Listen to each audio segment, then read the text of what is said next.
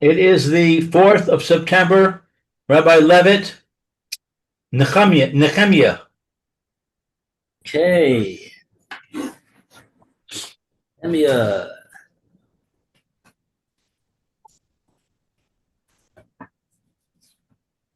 Excuse me. Let's see here. We got Nehemia, Yud, Gimel, Perik Vav. Perik Vav, Yud Gimel, Nehemia.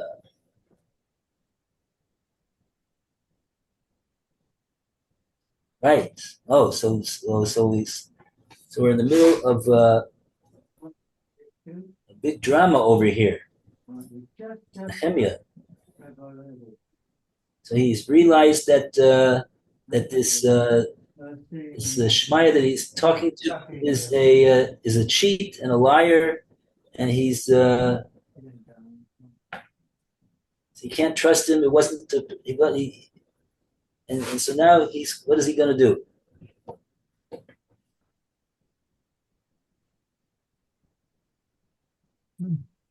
He even said that it must be that he's been hired. This Jew, he's been hired by the enemies of Klal Yisrael to do him in. Chas v'shalom. So now what's his course of action? Yud Gimel. The suspense is building. And we go to Lou to start off the reading. Laman Shachur Hu Laman Ira Ve'eseh Cain V'chatat Si V'haya Lahem L'shem Ra Laman Yicharfuni.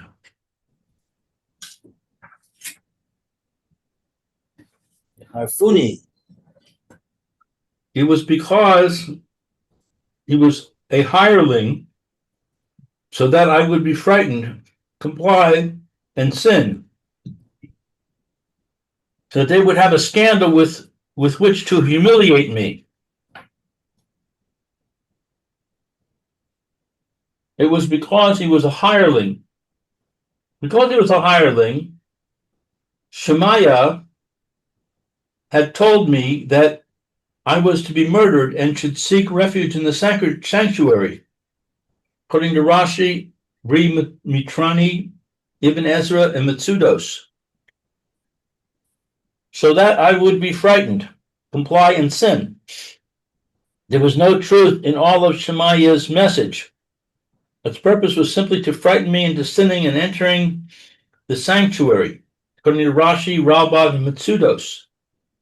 This would have brought divine punishment upon me, according to Malbim, so that they would have a scandal with which to humiliate me.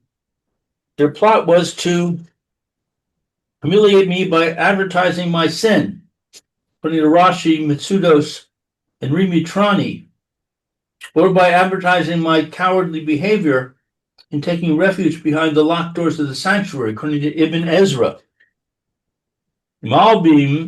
Malbim's approach to this verse varies slightly from the others. According to Malbim, the last phrase of the previous verse, V'tovia v'san dava v'san balat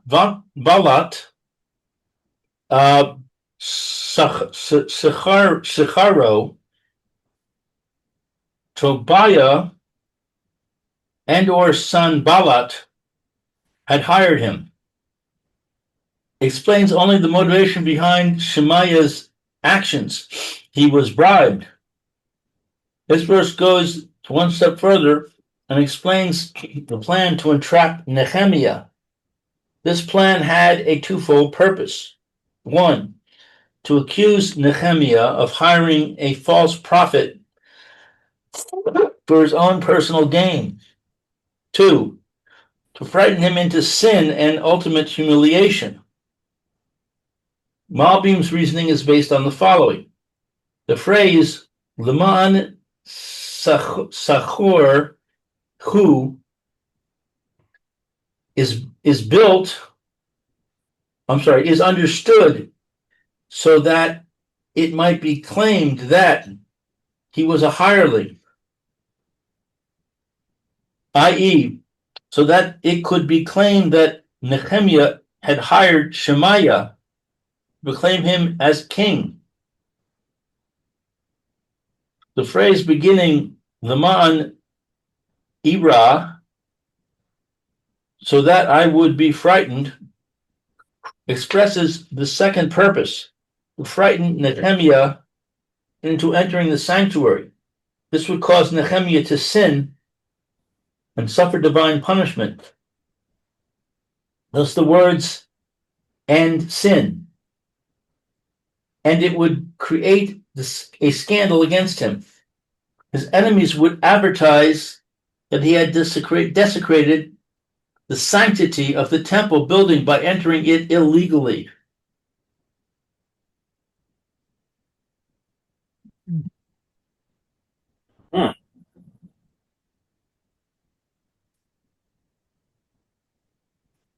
Wow. So this is all what Nehemia is saying to himself, that he figured all this out about this Shmaya, that he originally went of his own decision to go and meet with him.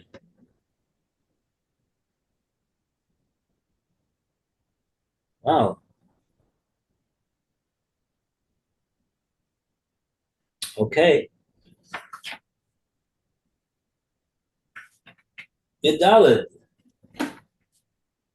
Roy, would you like to read? Okay. Zohra,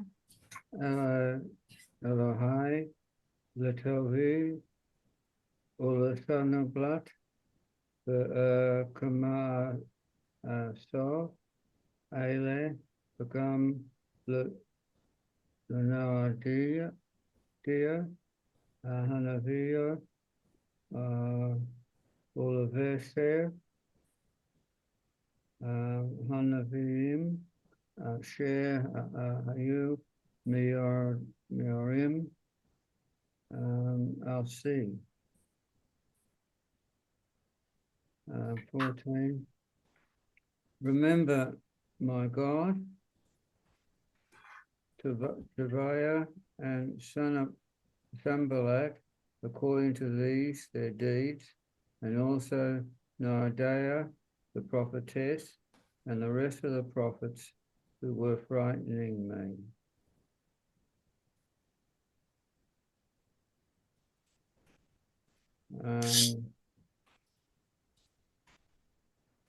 Remember is interpreted as etc. Remember, etc. To recompense each one according to his deeds. This accounts for the singular form of his deeds rather than their deeds. And the phrase, and also Noadiah the prophetess. She and the rest of the false prophets received pay from Sanballat and his cohorts in order to frighten me with their false prophets. Rashi. Ibn Ezra quotes other commentators to identify Noadiah with Shemaiah. He was called Noadiah because of the expression he used when speaking to Nehemia, which was Nodah, let us meet in the house of God. He is referred to as Naviah rather than Navi because of the feminine sound of Noadiah with the ending of hey.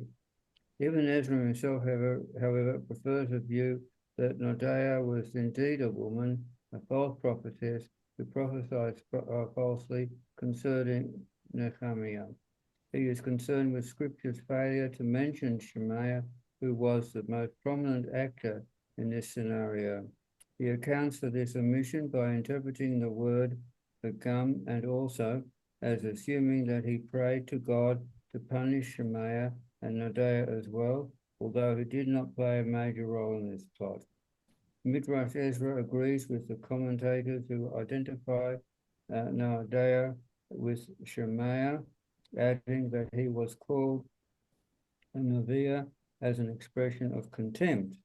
Melvin explains that three groups are mentioned in Nehemiah's prayer: one, Tobiah and Sanballat, who hired false prophets; two, Shemaiah and Noadiah, who were hired to prophesy that Nehemiah would rule in Judea,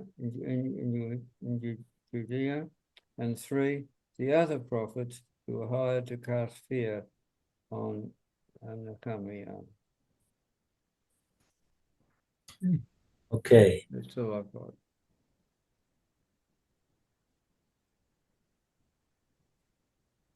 Okay, yeah, when Nehemiah says, remember these two and their deeds, it's like Zichronos, that remember their deeds of evil, and that they should get, like you said, they should be punished for those deeds. He's asking them to be punished for their deeds. And I guess that would go for all the others as well, whatever part they had. Those are the two ones that seem to have orchestrated all this, and the false prophets are the ones that are like the underlings that are taking orders from the two main heads of this operation, and to act as a prophet to discredit, to humiliate, and to ultimately eliminate Nehemiah, chas v'shalom.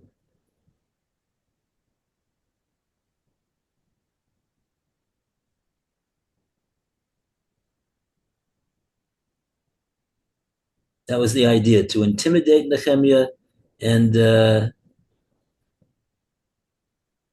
because they see that Nehemiah is the one who's responsible for the revival of Yiddishkeit in Eretz Yisrael. He's giving strength and protection and resolve to the whole Jewish population there, and so they don't want him to. They want to eliminate that. These two. Yeah. Okay. Rabbi, isn't there a principle you're not supposed to ask Hashem to punish somebody else? Yeah. Right. So why is he doing that?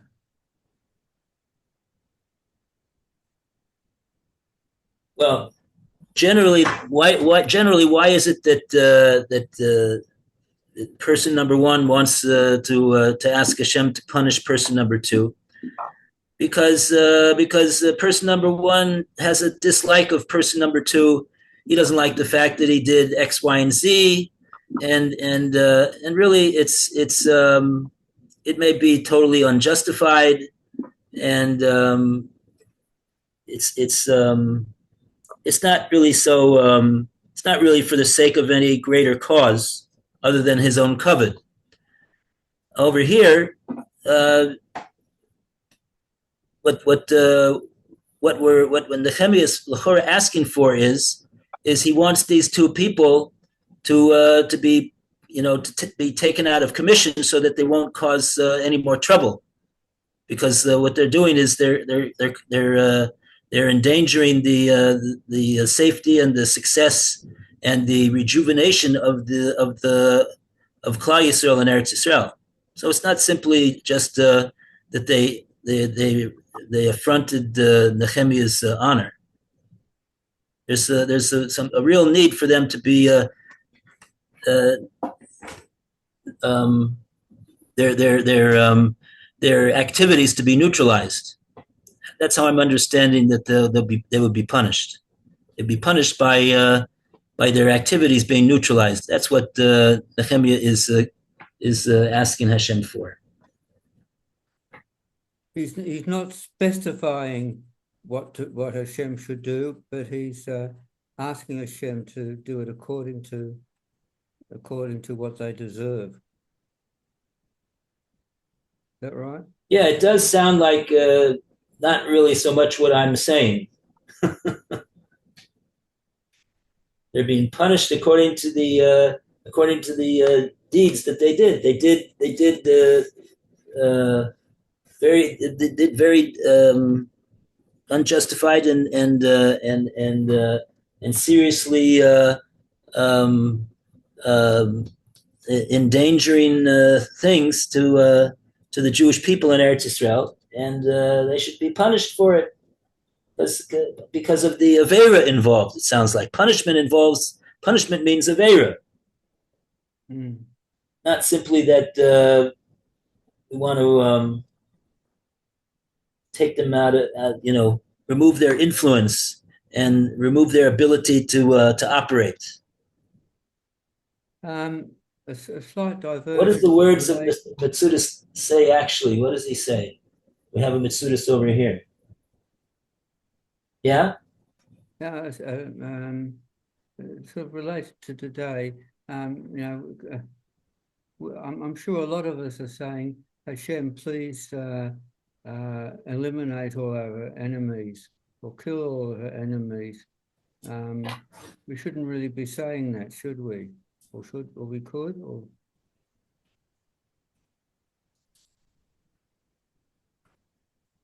in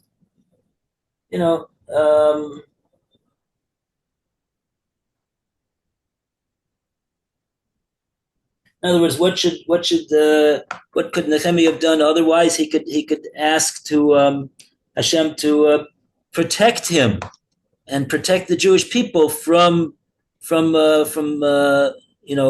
people that are out to get them. Right.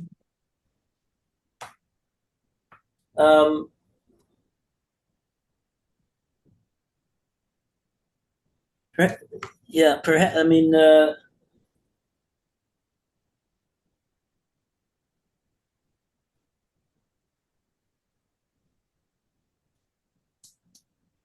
we do say in the Torah about somebody like, for example, who's a Zaken Mamre. A Zaken Mamre is someone who, after the Sanhedrin has already decided what the halacha is, he continues to promote a different ruling other than the ruling that the Sanhedrin has already decided upon, and this is very seriously dealt with in the Torah, a Zaken Mamre. What do we do with the Zaken Mamre? Right, you got the picture. He's saying that the halacha is not like what the Sanhedrin says. The halacha is like this, and he's publicly pronouncing this and announcing this and paskening this. So this really upsets the entire system of Torah observance, really, in the eyes of the Torah. What do we do with this person? We wait for which we don't generally do. If somebody, he's chayav misa's besdin, and we don't execute him immediately. We wait for yontif when everybody's there, and we make a public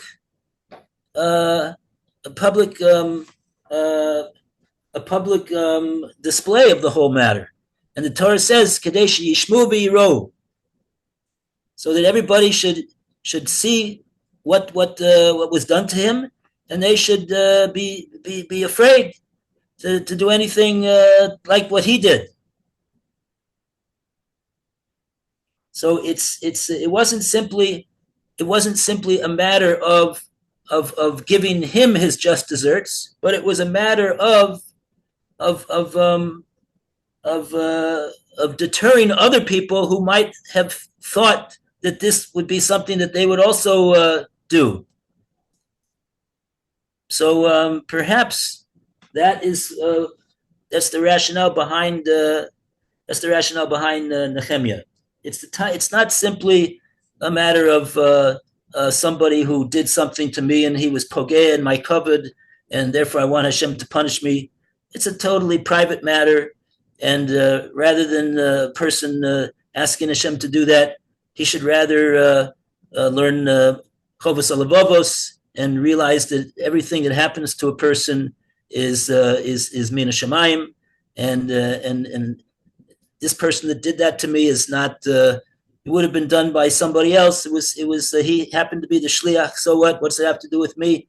It all has to do with my covet and my honor. So there, it's not really justified to ask Hashem to punish that person. Over here, though, it's not. It's there's a deterrent value. And so even if we will say that Nehemia could have said, Hashem, protect us. But if nothing happens to the perpetrators, there's no deterrence. There's no deterrence to the next perpetrator that wants to get up and try to persecute and humiliate and vilify Gedolei Yisrael and cause harm to the Jewish people in general. So perhaps that's why Nehemia did what he did. Thank you.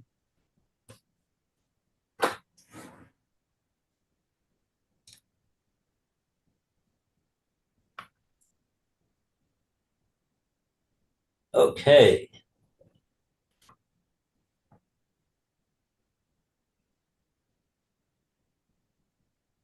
Wow. I know that there's people that are, I'm just thinking right now, I know there's people that are named Shemaiah. Not a lot of people. I actually know one. I know. But I don't know.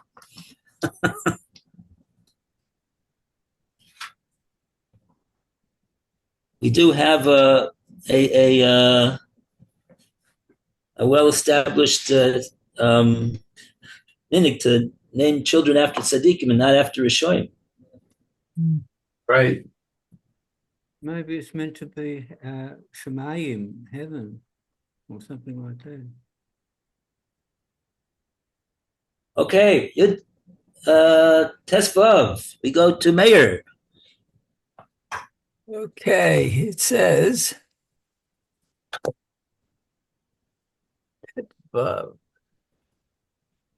Vatish, Vatishlam hachoma be'esrim v'chamisha la'elul v'chamishim u'shnayim yom. Okay, so the wall was completed on the 25th of Elul after 52 days. Wow.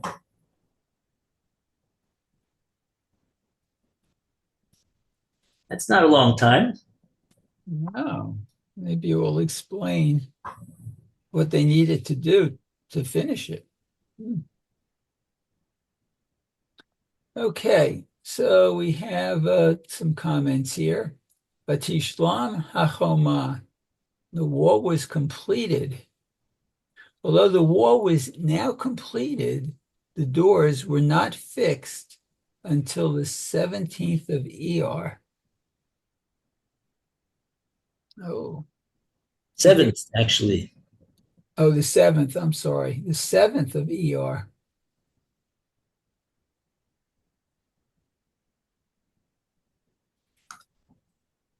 Okay, that date sounds familiar. Okay, the date was celebrated afterward as a minor holiday on which eulogies were forbidden. Let's see.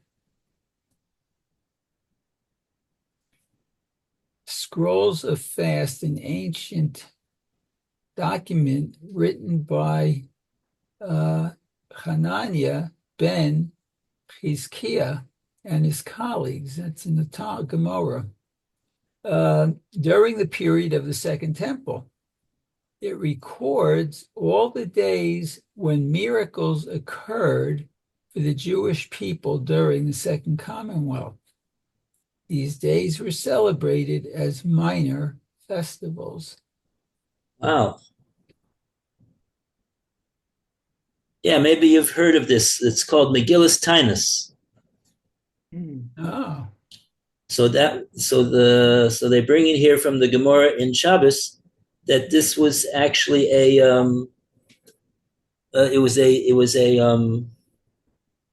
it lists over there in the Megillus Tinus all the dates that the Nisim happened to Klal Yisrael, and as a result of that, they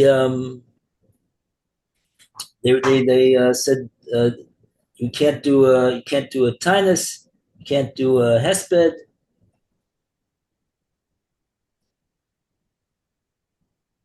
They were celebrated sort of like as a bit of a Yom Tov.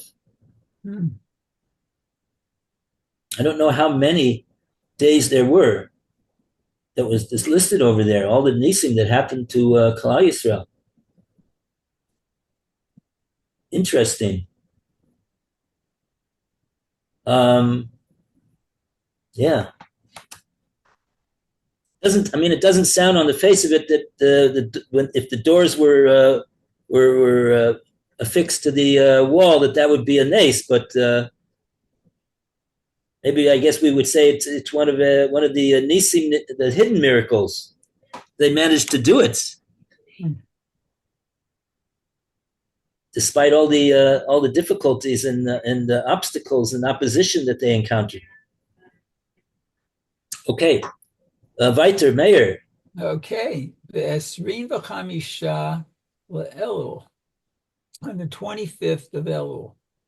This occurred in the 20th year of King Darius, the year that Nehemiah had arrived in Jerusalem. He completed the wall within that year, according to Rashi.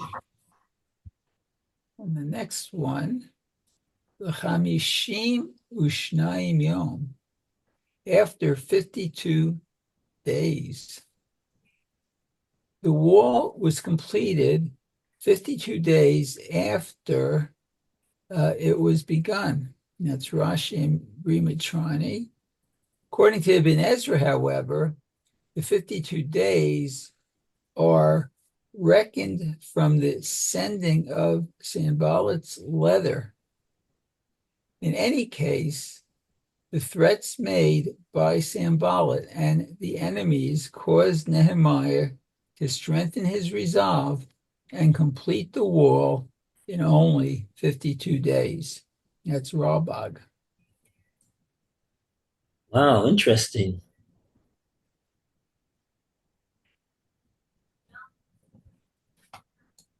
So that's what the opposition engendered. That the resolve and the dedication caused the wall to be completed perhaps sooner than it otherwise would have.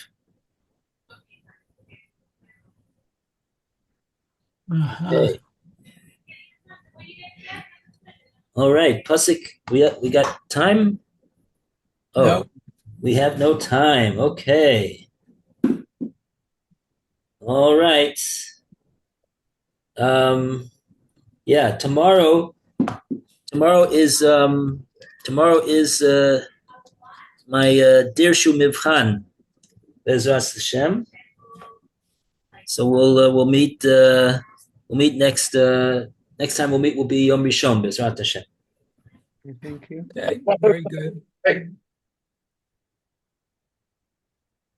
Oh, and we're having we have our first bar mitzvah of a grandson this Shabbos. Bez Oh, Hashem. So, Yeah, Mazel tov. Mazel Tov to everybody.